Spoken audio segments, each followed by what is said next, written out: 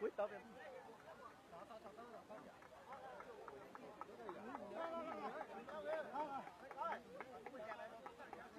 Rồi chạy thử coi. Lùi ra mà thế đi. Lùi qua đây, lùi qua đây. Ngay đây. Ha. Máy vừa nó lùi qua đây. Lùi máy vào đây.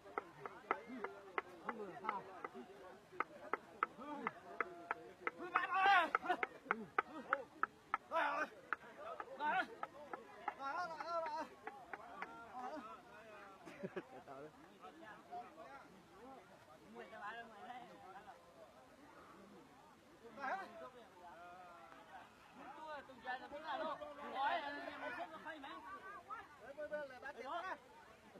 Quay cho chị cô á.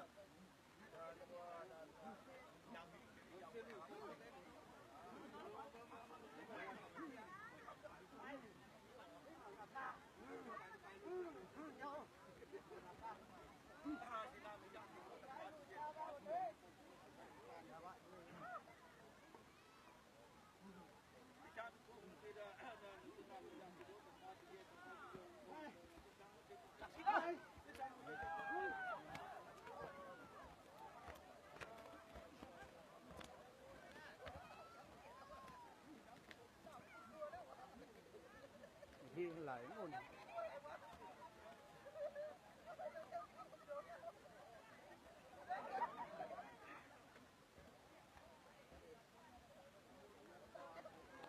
Phòng ấy.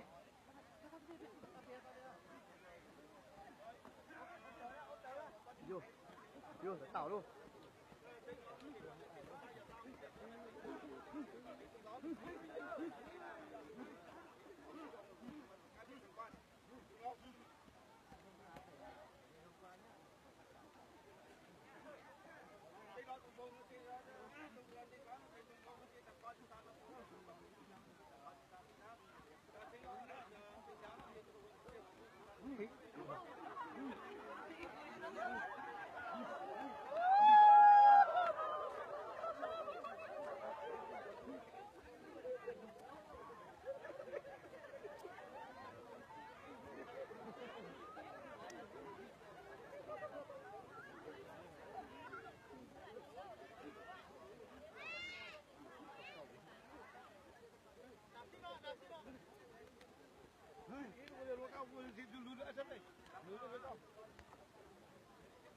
Dĩa nào có không bị ngay mà.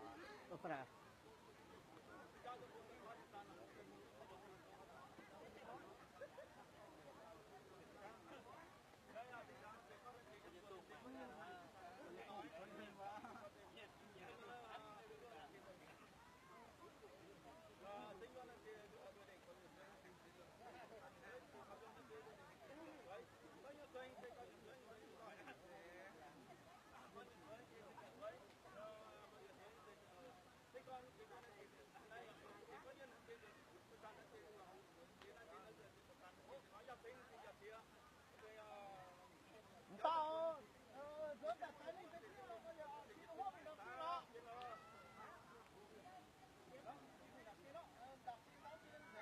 Ê, vào đây ra ngoài một tí, đứng con này.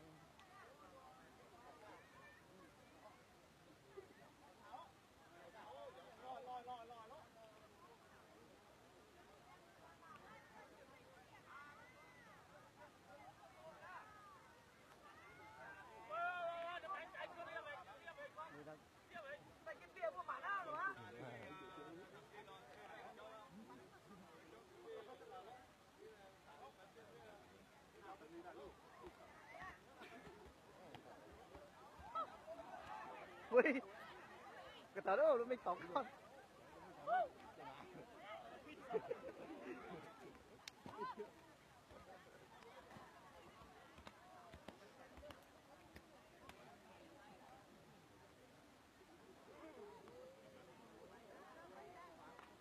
Quay.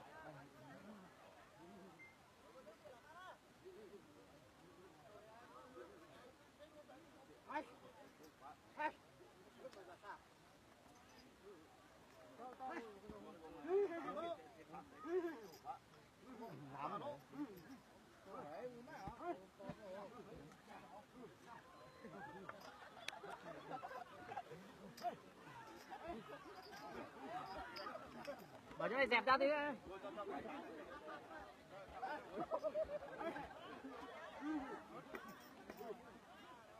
subscribe cho kênh Ghiền Mì Gõ để không bỏ lỡ những video hấp dẫn.